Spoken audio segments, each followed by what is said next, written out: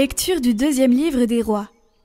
En ces jours-là, Naaman, général de l'armée du roi d'Aram, était un homme de grande valeur et hautement estimé par son maître, car c'est par lui que le Seigneur avait donné la victoire au royaume d'Aram.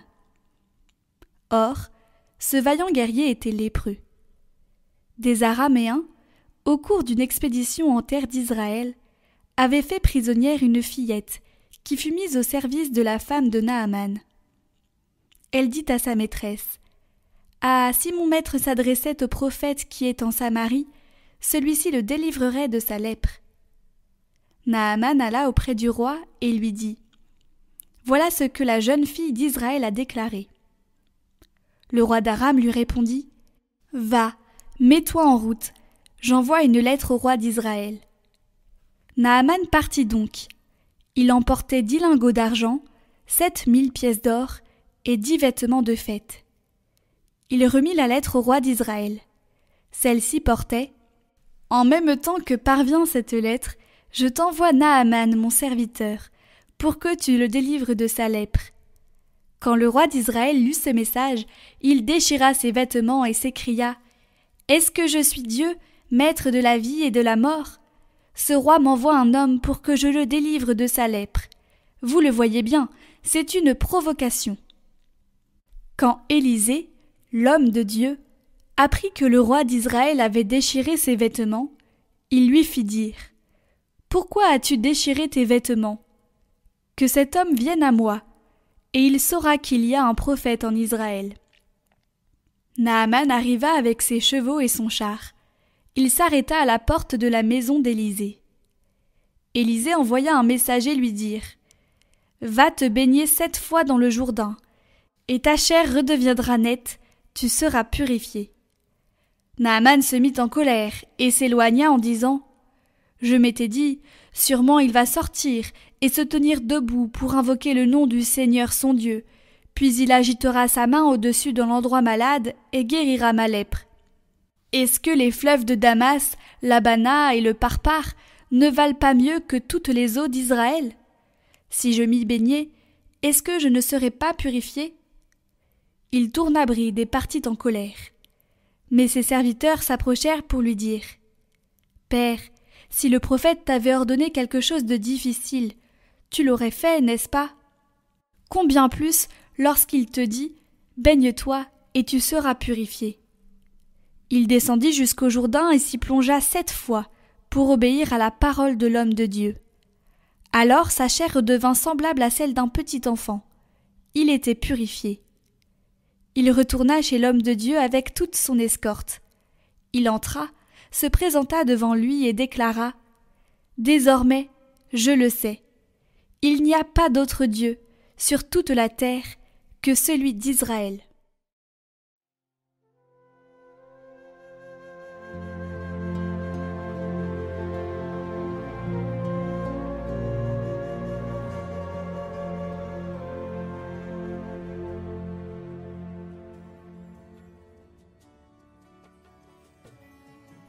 Mon âme a soif de Dieu, le Dieu vivant. Comme un cerf altéré cherche l'eau vive, ainsi mon âme te cherche, toi mon Dieu. Mon âme a soif de Dieu, le Dieu vivant. Quand pourrais-je m'avancer, paraître face à Dieu ? Envoie ta lumière et ta vérité, qu'elle guide mes pas et me conduise à la montagne sainte, jusqu'en ta demeure. J'avancerai jusqu'à l'autel de Dieu, vers Dieu qui est toute ma joie. Je te rendrai grâce avec ma harpe, Dieu, mon Dieu.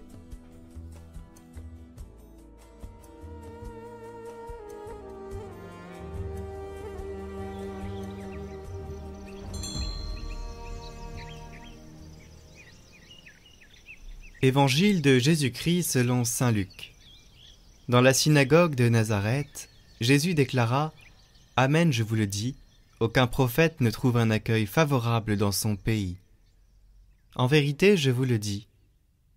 Au temps du prophète Élie, lorsque pendant 3 ans et demi, le ciel retint la pluie et qu'une grande famine se produisit sur toute la terre, il y avait beaucoup de veuves en Israël. Pourtant, Élie ne fut envoyé vers aucune d'entre elles, mais bien dans la ville de Sarepta, au pays de Sidon, chez une veuve étrangère. Au temps du prophète Élisée, il y avait beaucoup de lépreux en Israël, et aucun d'eux n'a été purifié, mais bien Naaman, le Syrien. À ces mots, dans la synagogue, tous devinrent furieux. Ils se levèrent, poussèrent Jésus hors de la ville, et le menèrent jusqu'à un escarpement de la colline où leur ville est construite pour le précipiter en bas. Mais lui, passant au milieu d'eux, allait son chemin.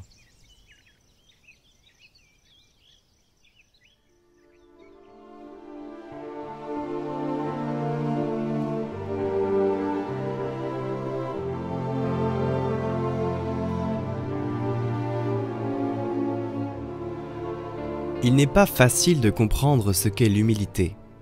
Elle est le résultat d'un changement que l'Esprit lui-même opère en nous à travers l'histoire que nous vivons. Comme cela est arrivé par exemple à Naaman le Syrien. Naaman comprend une vérité fondamentale. On ne peut pas passer sa vie à se cacher derrière une charge, un rôle, une reconnaissance sociale.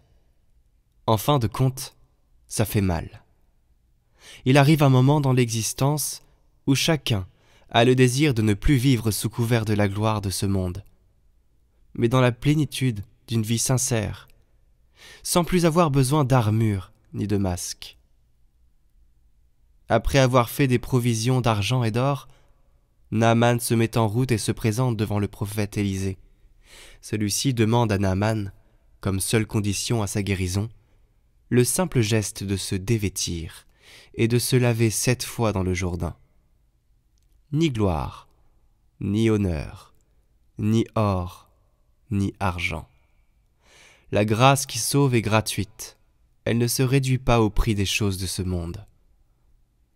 La leçon est grande, l'humilité de mettre à nu son humanité. Selon la parole du Seigneur, apporte la guérison à Naaman.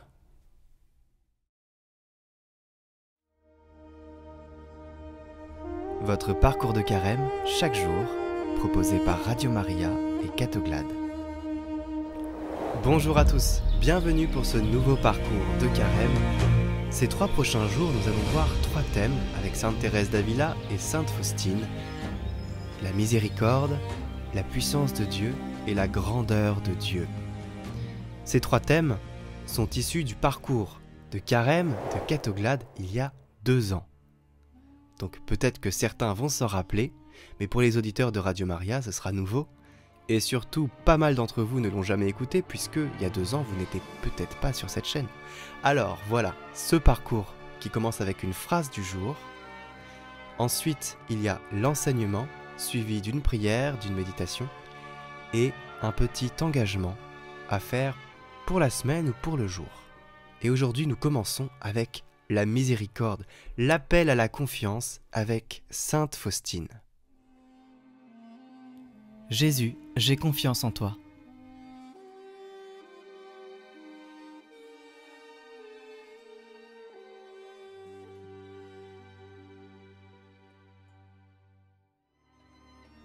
La confiance est l'attitude spirituelle pour aller à la rencontre de celui qui vient nous sauver.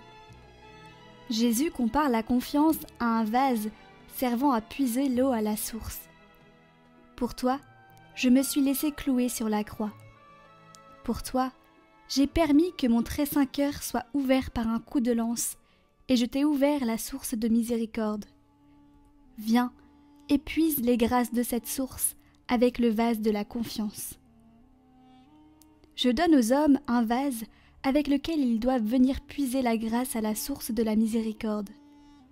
Ce vase, c'est une image, avec l'inscription « Jésus, j'ai confiance en toi ».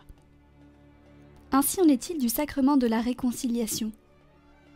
Le Seigneur dit à Faustine « Ma fille, quand tu t'approches de la Sainte Confession, de la source de miséricorde, le sang et l'eau qui sont sortis de mon cœur se déversent sur ton âme et l'ennoblissent. Chaque fois que tu te confesses, plonge-toi dans ma miséricorde avec une grande confiance, pour que je puisse déverser en ton âme toutes les largesses de ma grâce. Ici, la misère de l'âme rencontre le Dieu de miséricorde. Dis aux âmes qu'à cette source de miséricorde, les âmes ne puisent qu'avec le vase de la confiance. Lorsque leur confiance sera grande, il n'y aura pas de borne à mes largesses.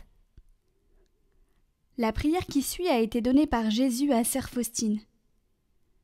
Quand tu réciteras cette prière pour un pécheur, d'un cœur contrit et avec foi, je lui donnerai la joie de la conversion.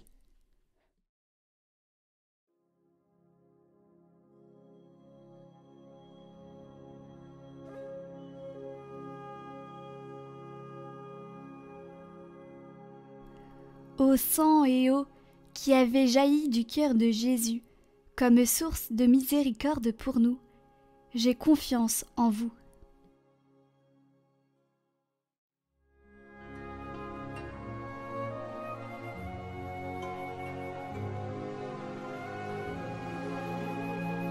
Aujourd'hui, je prendrai 10 minutes dans une pièce silencieuse pour faire une adoration spirituelle dans mon cœur, à l'aide d'un chant de méditation si besoin. L'Eucharistie a pris demeure en moi et rayonne dans mon temple intérieur. Là, il y a la présence du Dieu Trinitaire, et je le contemple tout en me reposant sur lui.